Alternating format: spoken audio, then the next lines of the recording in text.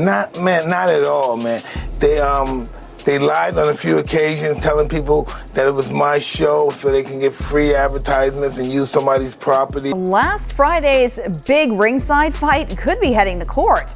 A Florida man has filed a $50 million lawsuit against Netflix, claiming breach of contract after subscribers dealt with buffering issues during the Jake Paul and Mike Tyson fight. Undoubtedly, Mike Tyson would have abandoned the fight with Jake Paul if he knew it was going to cause him this much chaos. Now, after the court has ordered that he, Jake Paul, and Netflix paid fans a huge sum to compensate them for the failed delivery on Fight Night, a new discovery has been made. Just yesterday, the court ordered a search of Mike Tyson's house for some undisclosed reasons. Property. They also used the UFC to try to allow them to promote their movie, and Dana said he's not with that at all. However, it was easily fathomed that it was about a recently resurrected rape case against him. Though there was also news about the home raid being linked to Diddy.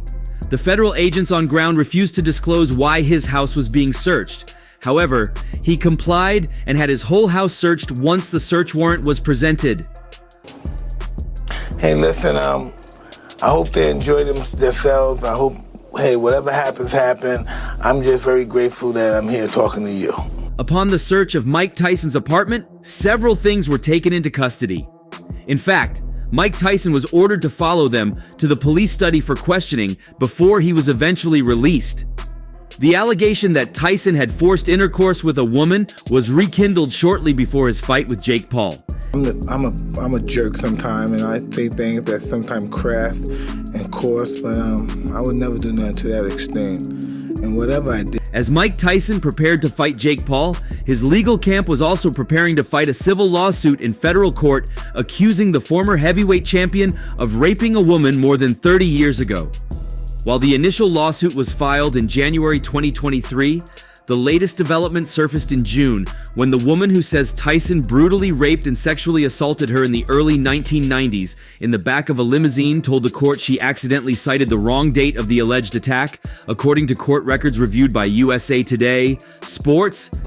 Listen, how do they expect to have a relationship with entertainers when they're stealing money from them? They're not offering them to pay them for their life story. It's just a bit, man, listen. Tyson has denied the allegations. Court records show. USA Today. Sports attempted to ask Tyson about the lawsuit Friday during an interview on video with the boxer. But Tyson's publicist, Joanne Mignano, interrupted, saying, "We're not going to talk about that. Thank you. Next question." An amended complaint filed on the woman's behalf says she was raped by Tyson on March 1st, 1990, not March 1st, 1991, as stated in her original complaint filed with the U.S. District Court, Northern District of New York. Court records show the woman is seeking $5 million, according to court records. Man, listen, this whole big scenario is just a bunch of charlatans trying to get their names in the paper or on internet. Tyson, 58, was convicted in 1992 of raping Desiree Washington, who was an 18-year-old Miss Black America beauty pageant contestant at the time of the attack. He served 3 years in prison. His attorneys were planning to file opposition papers by November 18, 3 days after Tyson is set to fight Paul at Atant Stadium in Arlington, Texas. According to a copy of an October 3rd letter written by the woman's attorney to the magistrate judge handling the case.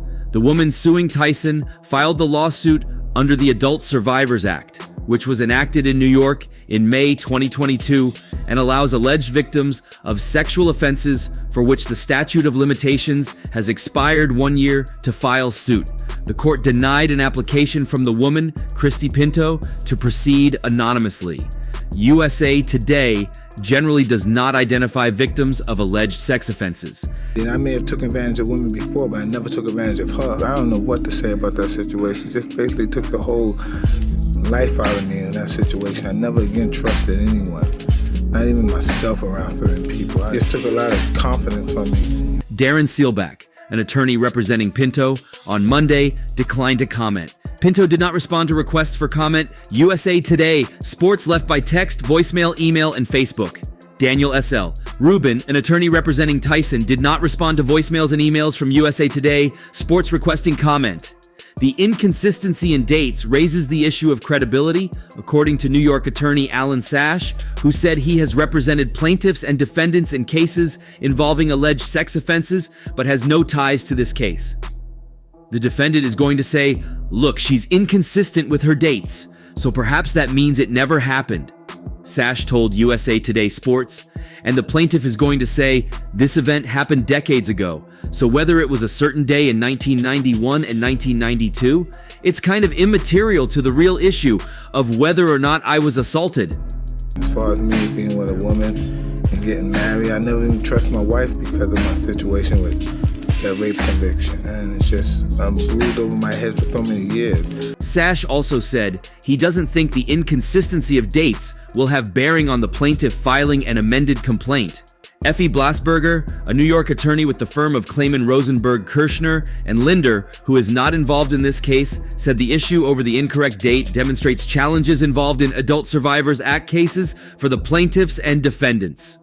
"A lot of the plaintiffs that we represent have extraordinary guilt because they were initially too fearful to report their assault," said Blasberger, who is representing actress Julia Ormond in a civil lawsuit accusing Harvey Weinstein of sexual assault in 1995. Now, years later, the ASA and similar revival statutes provide these victims with the opportunity to hold their abusers and enablers accountable. In this case, where 3 decades have elapsed, it is understandable why the date in the complaint was incorrect, and that fact shouldn't undermine the plaintiff's credibility. Yeah, I've never been able to let it go. It really bothers me to this day.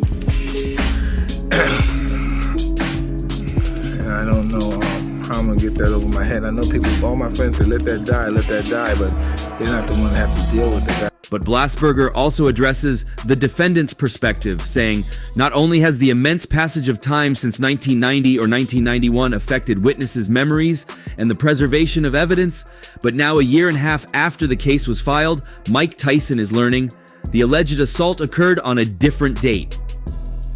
Tyson's attorney, Rubin, initially said the boxer would accept the amended complaint if Pinto provided an affidavit explaining the good faith basis for the alleged amendment, according to a letter written by Rubin filed with the court.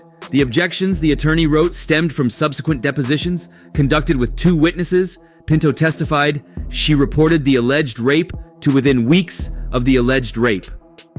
The lawsuit says at least 97,000 reports were received during the event. The fight was available to anyone with Netflix membership with no need to pay anything. Both of these witnesses have testified unequivocally that these reports were made to them shortly after March of 1991.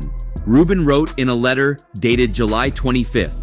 In addition, text messages revealed for the first time at the deposition conducted today contain multiple admissions of the plaintiff, including after her own deposition where she testified unequivocally that the alleged rape occurred on March 1st, 1991, that she continued to believe the date was 1991. As a result of this newly acquired testimony and evidence, we respectfully must change our position as to the plaintiff's request to amend the complaint and assert of our objection to any such amendment. However, while this is the general belief, a rumor has also been out that Tyson's house was searched because he had links to the arrested hip-hop mogul, Sean Diddy Combs. This young woman walked in to get approval on some paperwork, see. And when she walked in, the door wasn't locked, so she didn't. Former undisputed world heavyweight champion Mike Tyson has been one of the latest celebrities to reveal shocking claims about Sean Diddy Combs. But that's not all. He has also come out with leaked footage of Diddy and other celebrities he's had intimate relations with. It's getting just as horrible and messy as ever for Diddy with Mike Tyson's revelation. Between like Puffy and all the Southside Crips. Maybe.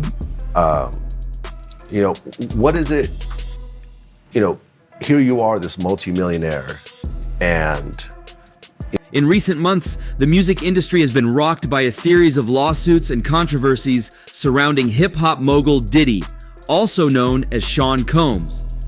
Allegations of misconduct, assault, and questionable behavior have surfaced, shedding light on a troubling narrative within Diddy's inner circle. The saga began when Rodney Lil Rod Jones filed a bombshell lawsuit against Diddy, accusing him of misconduct spanning from September 2022 to November 2023. Jones implicated well-known figures such as Meek Mill and Chris Brown, alleging undisclosed intimate encounters and involvement in Diddy's alleged misdeeds.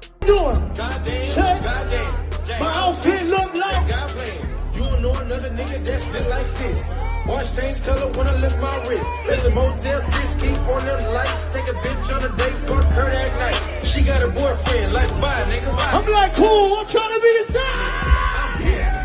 The lawsuit triggered a barrage of serious accusations against Diddy, including claims of assault and coercion. Jones's legal action, represented by attorney Tyrone Blackburn, painted a picture of a toxic environment within Diddy's circle, where misconduct was rampant and oversight was lacking. One of the most shocking claims in the lawsuit involved an encounter between Jones and Young Miami's cousin, allegedly orchestrated by Diddy. In the lawsuit, Jones alleged he has irrefutable evidence of, among other things, Young Miami's cousin and assistant sexually assaulting him. According to Jones, he was with Diddy, Young Miami, and her female cousins on Thanksgiving Day in 2022. Didn't think twice about just walking in, and when she walked in, she saw Christopher Williams performing fellatio on Puff. Jones alleged that Miami's cousin burst into the bathroom while he was inside, at which point she allegedly started groping him and performing oral sex. Jones alleged that he tried to push her away and left the restroom, only to then be followed by the woman, who then allegedly undressed and attempted to straddle him and have sex with him in front of Diddy and others. According to court records, the distressing incident took place at Diddy's Miami house, implicating both Diddy and his associates in the alleged misconduct. Elsewhere, Jones alleged that Young Miami was among those who were paid a monthly fee by Diddy to work as his sex workers. As the legal battle unfolds, the music industry and fans alike are on edge, eagerly anticipating the outcome of this high-profile case. Hello, everyone. Until further notice, I would not be performing at any gigs or anything like that. For security reasons, my family, friends, and everyone close to me just feels like... Diddy's legal team has vehemently denied the allegations, setting the stage for what could be a prolonged courtroom battle with far-reaching ramifications. Alongside these allegations, it has been also revealed that Sean Diddy Combs has cameras in every room of his home, alongside recordings of several celebrities and artists who attend his famous freak-out parties. And now, in some unknown means, Mike Tyson has leaked some footage of Diddy and other celebrities engaging in illegal activities, a revelation that might seal Diddy's punishment in the court of law. In an interview, Mike Tyson was talking about the footage in his possession. We just home and we just waited till the ball dropped in New York City. I'm into the music business now. Oh, you really? Yeah. And hopefully Puffy helped me out, you know. In the footage, he claimed to have seen more male celebrities sleeping with Diddy. He wasn't skeptical about giving away details and names of the celebrities. He mentioned Chris Brown, Usher Raymond, Meek Mill, and Stevie J as a few of the celebrities he had seen in the video. He further claimed many of the male celebrities he mentioned had slept with Diddy, and the others who didn't were made to sleep with Diddy's workers. He revealed Diddy was gay, and what he did with the invited guests at his freak-out parties was to coerce them, especially the straight ones, into illegal activities that they would never have tried on their own. Mike Tyson also went ahead to call out names like Christopher Williams and some young musicians who were coerced by Diddy to perform illegal acts with some of his workers and even himself. You know, it seems like you've always been attracted to the guys that are still in the streets to a certain degree. Do you think that's a fair statement? You know, attracted to them? Well, not attracted to them, but I mean, you like having them around. He finally claimed that all Diddy's recently raided homes were hubs for all sorts of crimes, ranging from violence attacks, sex and human trafficking, to drug trafficking and rape. Talking about the tape, Mike also said he's yet to release it to the public, as authorities needed to have a hold of it first. To those wondering about where the union lied between boxing and music and how Mike Tyson was able to lay hold of Sean Diddy Combs' footages, it is important to detail how far the both of them have come as friends. On an episode of the PBD podcast, the former heavyweight champion unveiled a side of Diddy few have glimpsed. He spoke not of a man shrouded in controversy, but of a friend known before the fame, before the accusations, and before he was Diddy. In the riveting PBD podcast episode, host Patrick Bet David initiated a candid conversation about the notorious Sean Diddy Combs, sparking a fascinating exchange with Mike Tyson. You like having them around. You're friends with them and you You maintain think I like those. having them around? I'm just asking. You think I'm friends? What do you think? You think I like having them around? I don't know. You just spoke nicely about Zip, so I just thought. Yeah, Bet David remarked, "So many people in music and Hollywood feared this guy Diddy, as if he's untouchable." However, Mike Tyson humorously interjected, "Oh, Sugar Diddy." Bet David continued, discussing Diddy's controversial reputation, and brought up instances where famous personalities like T.I. and 50 Cent publicly called out Diddy.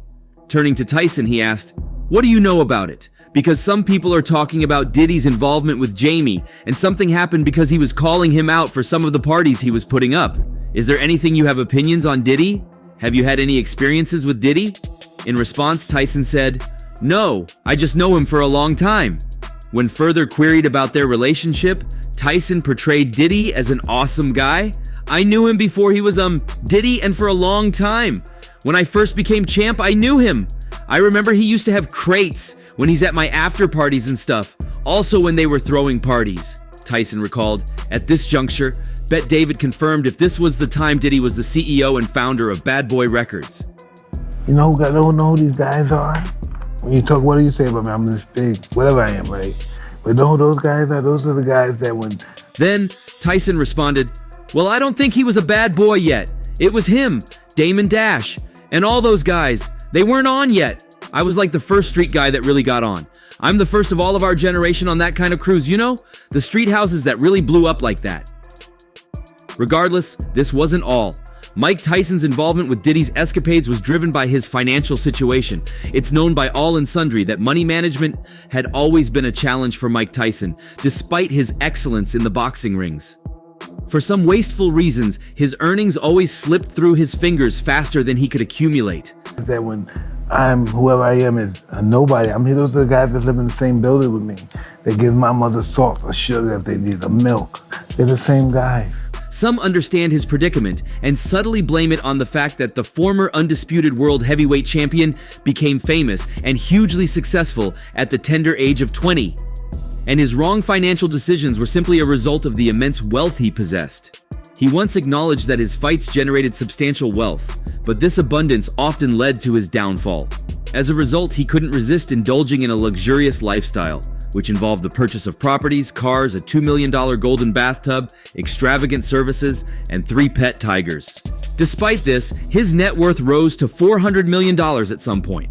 Sadly, his bankruptcy was filed in 2003, and what remained relatively unknown was the extent of Diddy's involvement in Tyson's financial recovery, since Diddy is known to have his own terms when it came to lending a hand to people.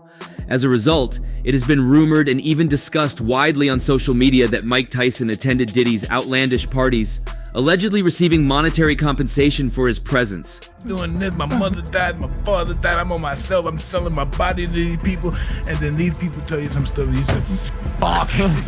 It definitely must have been during this period, and through this means that Tyson had a better grasp of Diddy's lifestyle acts and parties. The hip-hop world in particular is no stranger to the tales of Diddy's parties and how there are always special rooms where people commit the most depraved acts and do very disgusting things. While Tyson's revelations might be surprising to some, Diddy's reputation for coercing celebrities into unusual acts has been previously exposed by Jaguar Wright, a prominent figure from her time associated with him. She witnessed something. She witnessed something that was disturbing to her. But what was really disturbing to her was the conversation that she had with Diddy after.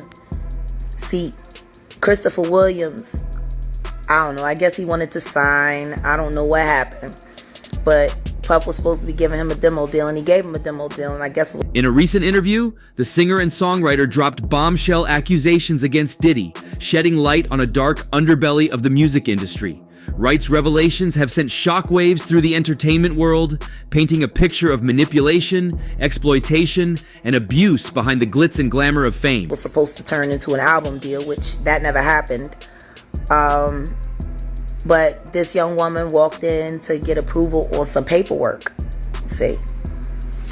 And when she walked in, the door wasn't. Wright's accusations against Diddy span a wide range of disturbing allegations, including claims of abuse, exploitation, and misconduct. She alleged that Diddy, along with other industry heavyweights like Jay-Z and others, is part of a demonic Illuminati network, orchestrating sinister plots against those who dare to speak out. One of the most shocking allegations was Diddy's involvement in human trafficking, with Wright claiming that he engaged in the trafficking of women and forced them into risky situations for his own gratification. She also accused him of manipulating young artists and exploiting their talents for his own gain, painting a picture of a man who will stop at nothing to maintain his power and influence. According to Wright, Diddy's reputation for intimidation and assault extends beyond just his professional dealings, with allegations of him engaging in predatory behavior at parties and events. They didn't stop. She just walked out. And she just kept her head down at the office the rest of the day, I believe it was. And she alleged that he has a history of preying on young musicians and exploiting them for his own pleasure. Wright's accusations against Diddy have drawn comparisons to similar allegations made by other women in the industry, including singer Cassie Ventura, who recently filed a lawsuit against Diddy alleging emotional and physical abuse. People do anything for money. That's what you said, Puff, about Christopher Williams sucking your dick for a double. Ventura's claims echoed Wright's accusations, painting a damning picture of Diddy's behavior behind closed doors. Despite Diddy's public persona as a successful businessman and philanthropist, Wright's allegations suggest a darker side to his character. She claimed that he is a master manipulator who uses his connections and influence to silence his critics and maintain his grip on power. Wright's revelations have sparked a wave of controversy and speculation within the entertainment industry, with many questioning the true nature of Diddy's relationships and business dealings. While some have dismissed Wright's claims as baseless accusations, others have called for a closer examination of the allegations and for Diddy to be held accountable if true. And that's all for now. For the very best updates on news, moments, events, and actions in the world of boxing, stay connected with us by subscribing to our YouTube channel, and don't forget to turn on notifications to get notified when we drop quality contents like this. Until next time, peace out.